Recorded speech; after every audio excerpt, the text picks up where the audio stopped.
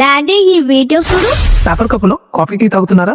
అయితే ఈ వీడియో మీకోసమే, పూర్తిగా చూడండి. ఈ పేపర్ కప్పుల్లో బాగా వేడి అయిన పాలు, నీరు, కాఫీ, టీ ఇలాంటివి వేడిది ఏవైనా పోయడం వల్ల పేపర్ కప్పులు లోపల ఉండే ప్లాస్టిక్ కోటింగ్ కరిగి కొన్ని రసాయనాలను విడుదల చేస్తుంది.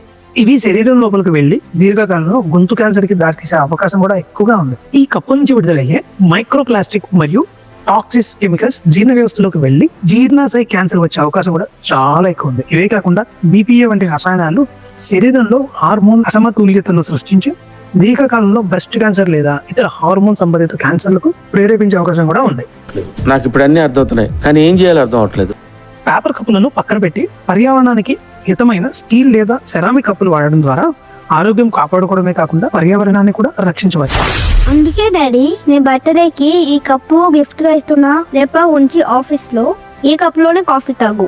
థ్యాంక్ యూ అరుగు. ఈ మెసేజ్ ని అందరికి షేర్ చేయమని చెప్పు. ఇలాంటి ఇంట్రెస్టింగ్ ఫ్యాక్ట్స్ కావాలంటే లైక్ అండ్ సబ్స్క్రైబ్ చేయండి.